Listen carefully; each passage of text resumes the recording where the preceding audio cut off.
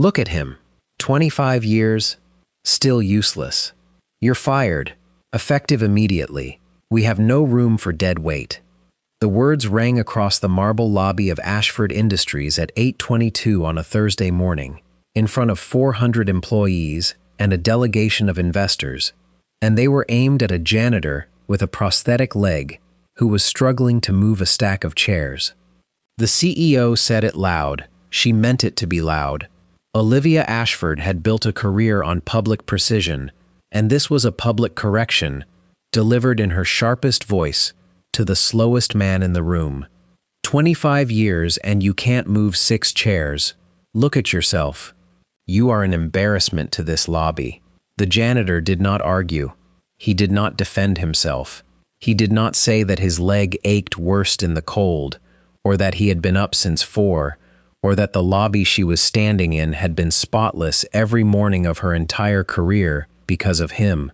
He simply set down the chair, very carefully, and stood there in his gray uniform, and something about his stillness made a few people in that lobby go quiet in a way they did not understand. And then a small voice came from behind the crowd. "Daddy?" The employees turned. A little girl stood by the revolving door, 7 years old, dark curls, a school backpack on her shoulders, and a folded piece of paper in her hand. She had walked 4 blocks from school alone. She was not supposed to be there. And she had just watched a woman in a white suit scream at her father. Olivia says, "Take your daughter and leave." Lily steps in front of Michael, tiny body, trembling, hands spread, trying to protect him. She says, "Don't yell at my daddy. Does having one leg mean people stop needing you?" she asked her daddy. She walked through that forest of frozen adults, straight to the janitor, and he lowered himself down onto one knee to meet her. It cost him. Everyone close enough could see what kneeling cost him, the prosthesis, the wince he swallowed. He did it anyway, because his daughter was crying, and he opened his arms and she crashed into them.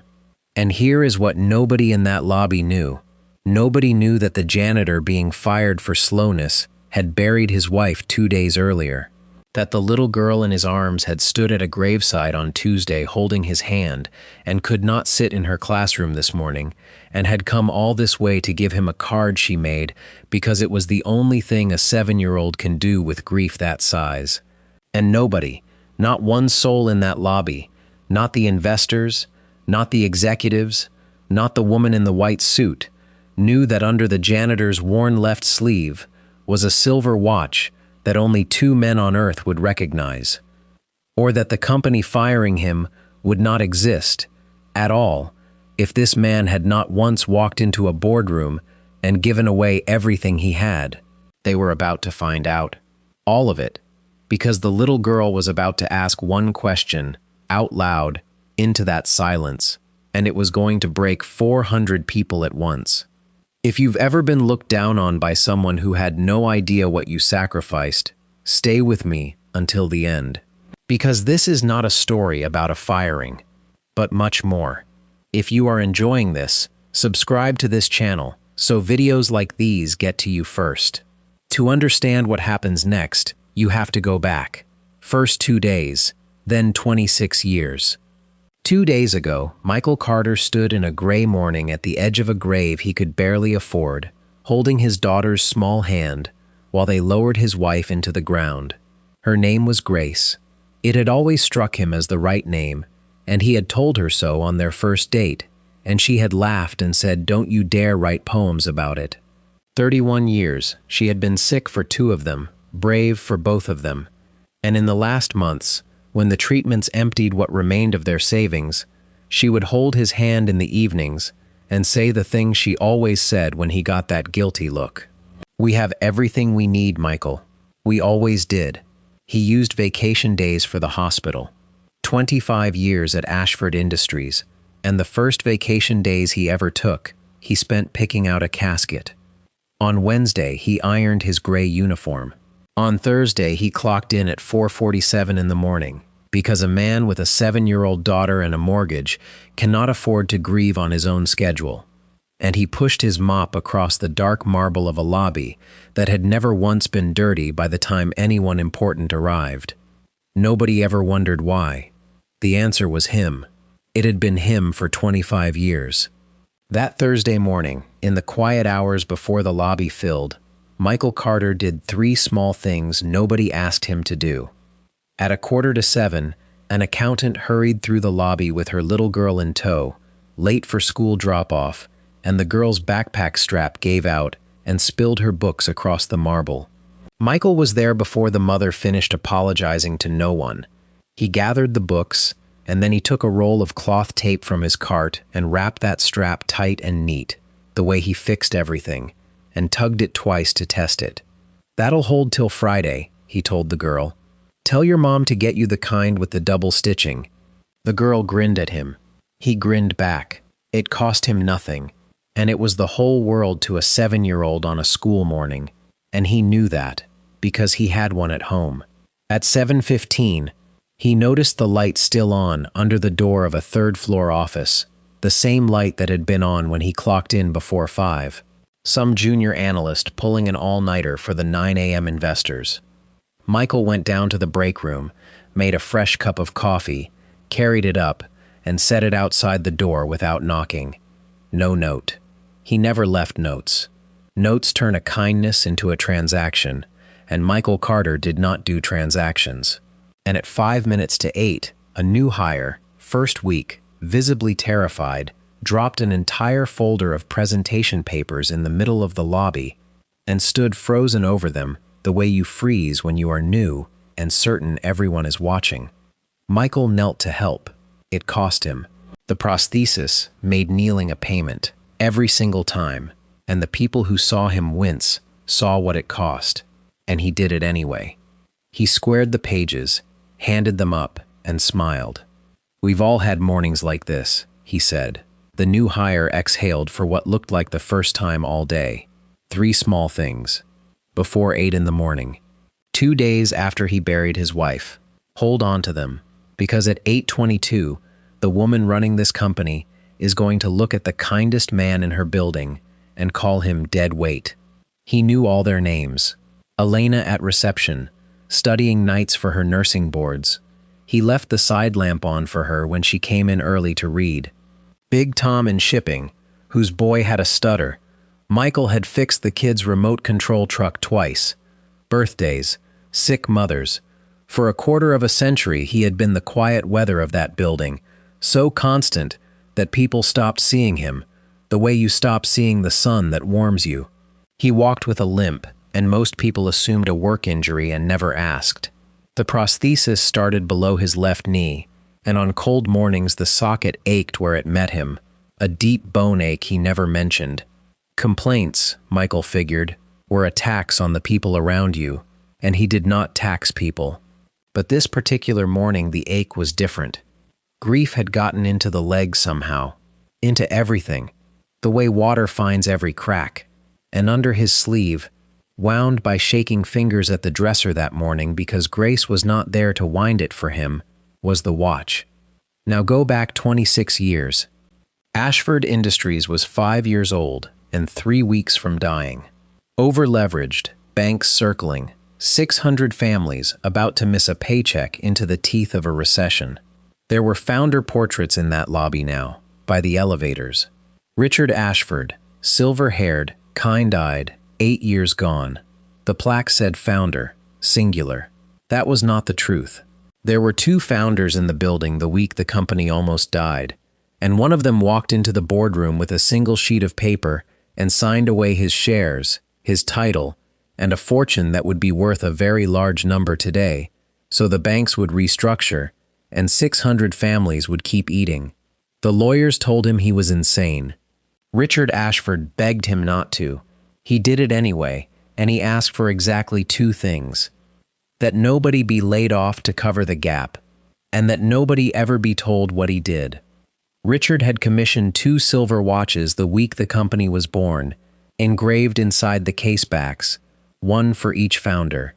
Richard was buried wearing his. The other one was on the wrist of the janitor, under a frayed gray cuff, every single day for 26 years. He had meant to leave after signing, start over somewhere, but the building had gotten into him, the people in it, and when a janitor position opened, the co-founder of Ashford Industries put on the uniform and picked up the mop and simply stayed. Grace understood without needing it explained, which was one of the 10,000 reasons he married her. "You didn't give it up," she told him once. "You just changed jobs. You were always the one taking care of everybody. Now you just do it closer to the floor."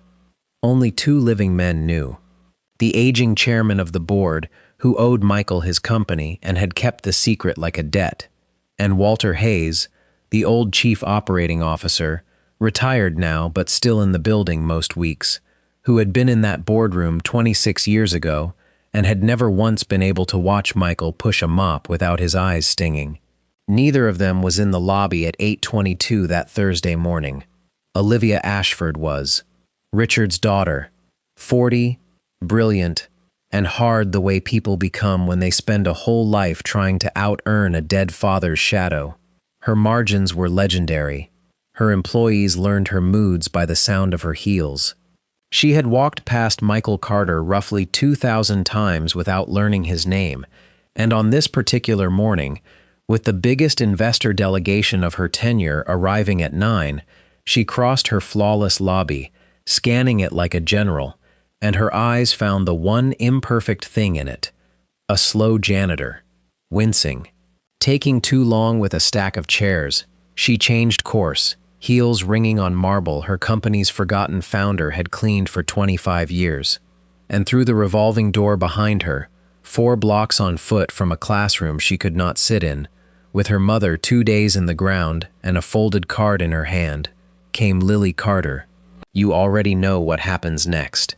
The words, the kneeling, the little girl crashing into her father's arms in front of 400 silent people. What you don't know yet is the question Lily asked, and what walked into that lobby 90 seconds after she asked it. Go back to the lobby. 8:23 a.m., 400 people, total silence. A janitor on one knee, a little girl in his arms, and a CEO in a white suit standing over both of them with the words "dead weight" still hanging in the air. Michael Carter held his daughter and did not look at Olivia Ashford at all. Hey, Lilybug." His voice was low, just for her, but the lobby was so quiet it carried anyway. "What are you doing here, baby? You're supposed to be at school." "I couldn't." Her face was buried in his neck. "I couldn't sit there, Daddy. Everybody was normal, and I couldn't be normal." Her small shoulders shook. "I made you something.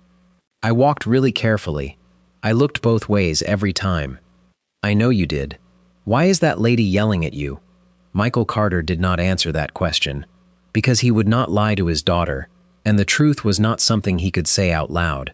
Instead, he tried to collect the drawing Lily gave him, but his hands began shaking. He can't unfold it. He tried twice, and was finally able to unfold the paper, gently, like it was made of glass, and opened it. It was a drawing. 3 stick figures, a tall one, a small one, and between them, floating a little above the ground, a third, with curly hair and wings, and a smile. Underneath, in the wobbling capitals of a 7-year-old, it said, "Me and Daddy still have each other." The people close enough to see it would describe it later, in the videos, in the interviews, and every single one of them would stop at the same place in the telling and need a second before they could go on. Michael looked at that drawing for a long moment. His jaw moved once. Then he folded it with the same care and put it inside his uniform, against his chest, and that was the closest he came, the entire morning, to breaking. Olivia Ashford watched all of this and felt the room turning, and did what people like her do when a room turns. She raised her voice to take it back. "This is exactly the problem," she said, to the lobby, to the investors, to no one. "Unprofessional. Children wandering into my lobby. Sir, take your daughter and your things and go. Security will process your badge. You have been terminated. Do you understand English?"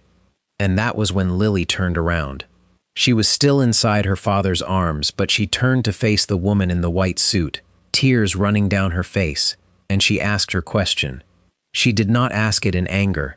That was the thing about it. Everyone said so afterward. She asked it the way children ask questions, because she genuinely did not know the answer and genuinely needed to. "Daddy," she said, and she was asking him, but looking at Olivia, "does having one leg mean people stop needing you?" Nobody breathed. Somewhere in the crowd, a woman made a sound and put her hand over her mouth. But Elena from reception was crying without noticing she was crying. Big Tom from shipping, 6'4", 280 pounds, turned and faced the wall. The lead investor, a gray-haired man who had flown in from Chicago to talk about margins, looked down at the marble floor and did not look up again, because it was the wrong question. And every adult in that lobby knew it. And every adult in that lobby understood exactly how a 7-year-old had arrived at it. 2 days after her mother stopped being there, she had watched the world start taking things away from her father, and she was trying to learn the rules. Does having one leg mean people stop needing you? Does being sad make you fireable? Does losing someone mean you keep losing? Even Olivia Ashford hesitated. For one visible second, in front of 400 witnesses, the CEO of Ashford Industries stood with her mouth open, and nothing came out. Something flickered behind her eyes, something that looked almost like a crack, and if you watch the video, and 11 million people have, you can see the exact frame where it happens. Then her assistant leaned in and whispered that the investors were watching, and the crack sealed over, because Olivia Ashford had spent 40 years learning to seal it over, and she straightened her jacket. "Security," she said. "Now." 2 security officers started across the lobby, and that is when an old man's voice came from beside the elevators, unsteady, but loud enough to stop them where they stood. "Don't you touch him." His name was Walter Hayes, 73 years old, retired chief operating officer of Ashford Industries, in the building that morning for a board breakfast on the 9th floor, standing by the elevator bank with a visitor's badge clipped to a cardigan, having just watched the last 90 seconds, like a man watching a car crash he was too far away to prevent. He came across the lobby faster than a 73-year-old should move. Employees stepped out of his way. He did not look at Olivia. He did not look at security. He walked straight to Michael Carter, who was rising off his knee now, slowly, Lily's hand in his, and Walter stopped in front of him, and the 2 men looked at each other. "Michael," Walter said quietly, "I heard about Grace on Tuesday. I was at the back of the church. I didn't want to intrude on the family row." His voice failed him for a second. 25 years, and you're back mopping the floor on Thursday. "Bills don't grieve, Walter," Michael said. It was the first full sentence he had spoken above a whisper all morning. "No," Walter said. "They never did. That was always the whole problem, wasn't it?" Olivia's heels arrived behind him. "Walter, this doesn't concern you. This man is being terminated for cause, and I would thank you not to make a scene in front of—" "Be quiet, Olivia." The lobby heard it. The whole lobby heard a retired executive in a cardigan tell the chief executive of a 9-figure company to be quiet in her own building, and the lobby watched her be too stunned to answer. Because Walter Hayes was not looking at her. He was looking at Michael's left wrist. Michael had lifted Lily up onto his hip, and the motion had pulled his frayed gray cuff back 2 inches, and there it was, silver, plain-faced, heavy. An old watch on an old band, the kind of thing 400 people had walked past for 25 years and seen nothing. Walter Hayes saw it, and every year of his age arrived on his face at once. His hand came up trembling, and he pointed at it, and when he spoke, his voice had fallen almost to a whisper, but the room had gone so completely silent that a whisper was enough. "You still wear it," he said. 26 years. You wore it pushing a mop. My God, Michael. You wore it the whole time. "Richard gave it to me," Michael said simply. "You don't take off a thing like that." Olivia Ashford's voice came out flat. "What are you 2 talking about? What is that?" And Walter Hayes turned around to face her, and the lobby watched an old man's face do something none of them ever forgot. Grief and anger and awe all at once. He looked at Olivia Ashford, daughter of Richard Ashford, Chief Executive Officer, and he said the sentence that 11 million people have now heard. "Ma'am, you didn't just fire a janitor. Walter, I don't have time for—" There were 2 watches. His voice was shaking and getting stronger at the same time. "Your father commissioned exactly 2 the week this company was born, engraved inside the casebacks, 1 for each founder. Your father was buried wearing his." "I know, because I was a pallbearer. And I have spent 8 years being the only man in this building who knows where the other one is." He pointed at Michael Carter. "It's been in this lobby every morning at 5 a.m. for 25 years. Somewhere in the crowd, a phone that had been recording nearly dropped. That man," Walter said, and now he was not talking to Olivia anymore. He was talking to all of them, 400 people, and the investors from Chicago, "is Michael Carter, co-founder of Ashford Industries. He built this company with your father from a rented garage. And 26 years ago, when we were 3 weeks from missing payroll for 600 families, when the banks were going to carve us up and sell the pieces, he walked into the boardroom on the 9th floor and signed away his shares, his title, and his entire fortune so that the restructuring would go through and not one single employee would lose their job. I was in the room. Your father begged him not to do it. He did it anyway, and he asked for 2 things: that nobody be laid off, and that nobody ever be told." Walter's voice finally broke completely. "There is no Ashford Industries without him. There is no 9th floor. There is no CEO. There is no lobby for him to be fired in. Every paycheck this company has issued for 26 years exists because that man gave up his, so you could all have yours. And 2 days after burying his wife, he came back to take care of this building, because that is all he has ever done, and you called him dead weight in front of his little girl." The silence that followed had weight. It pressed on people. Olivia Ashford stood in the middle of her lobby, in her white suit, and the floor she was standing on stopped being hers. You could watch it happen, the investors watching, the employees watching, 400 people re-seeing every memory they had of the quiet man with the limp, the fixed toys, the remembered birthdays, the lamp left on for Elena, and understanding all at once what they had been walking past. Olivia's mouth opened. "That's not. My father would have told me." "He would have. He tried." Walter said it gently now, which was worse. "The last year, when he was sick, he told me he was going to tell you everything, because he couldn't stand it anymore, watching Michael in that uniform.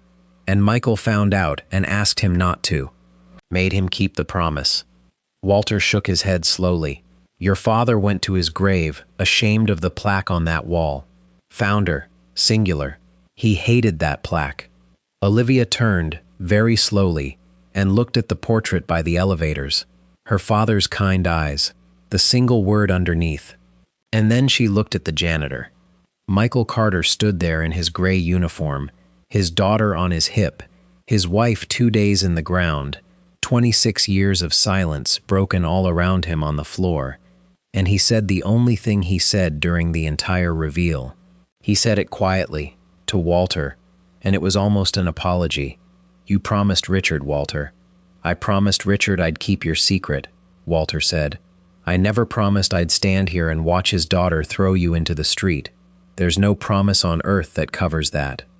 What happened over the next 4 hours happened fast, and it happened in front of the whole world, because 3 separate videos of the lobby were online before 9 a.m., and by noon the story had a name that trended in 11 countries.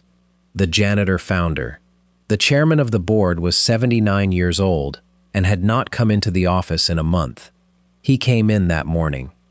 He watched the video once in the back of his car, and the people with him said he watched the part with the little girl's question twice more, and then he made 4 phone calls, and by 10 a.m. there was an emergency session of the board of Ashford Industries on the 9th floor, in the same boardroom, at the same table, where a young man had once signed away everything. They asked Michael to come up. He almost didn't. He was sitting in the shipping bay with Lily, because Big Tom had quietly taken them back there, away from the phones, and made Lily hot chocolate from the break room machine and found her a stool by the window. Michael had his daughter and a cardboard box of 25 years of locker contents, and as far as he was concerned, that was the whole of his business at Ashford Industries concluded. Walter Hayes came down himself to ask. "They want to make it right," Walter said. "There's nothing to make right, Walter. She fired me. It's her company." "It was never her company," Walter said. "That's rather the point." Michael was quiet for a moment. Then Lily, from her stool, hot chocolate mustache on her lip, said, "Daddy, is it about the lady who yelled?"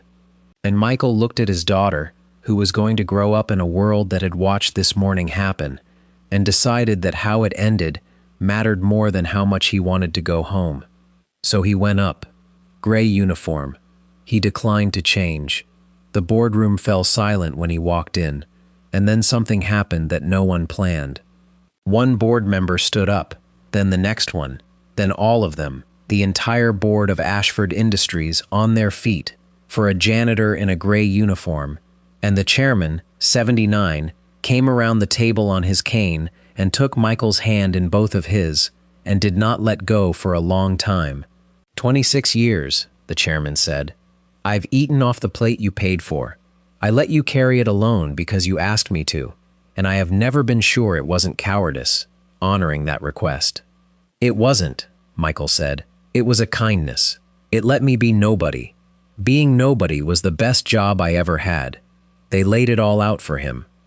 What the shares he signed away would be worth today, a number so large the room got quiet again when the CFO said it out loud.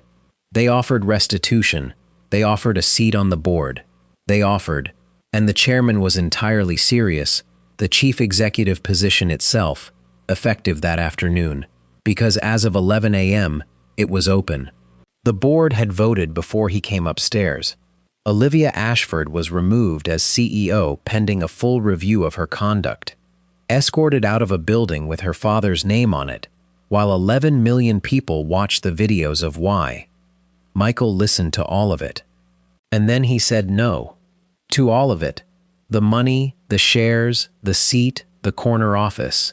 "Gentlemen, I signed that paper with my eyes open. Nobody took anything from me. I gave it, and you don't ask for a gift back. That's not what a gift is." He looked around the table. "Grace and I raised our daughter on a janitor's salary, and there was never one day that house felt poor. I'm not owed anything."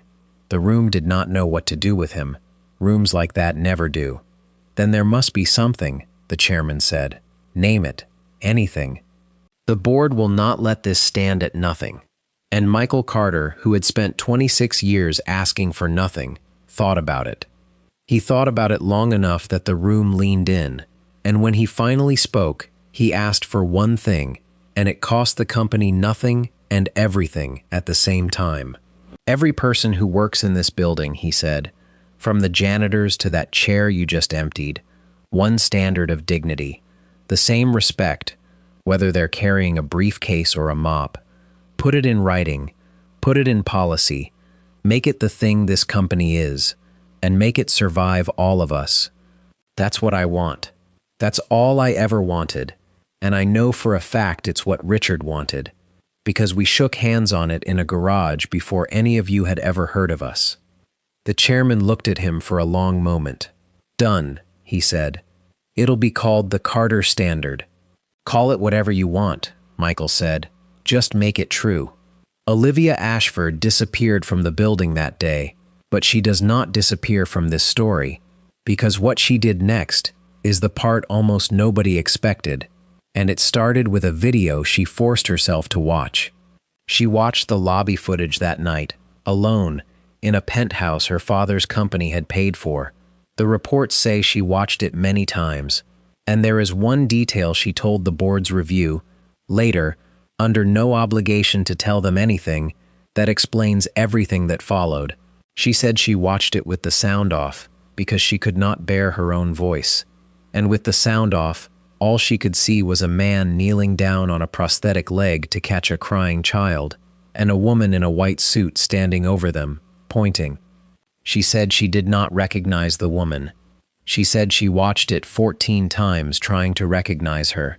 3 days later, a letter arrived at Michael Carter's house. Not typed, not lawyered, handwritten, with sentences crossed out, in places where the pen had pressed too hard. She wrote that she had grown up watching her father come home tired and had decided the tiredness meant weakness, and had spent her whole life becoming someone who would never be tired, and had somewhere in there mistaken cruelty for strength because cruelty got results faster.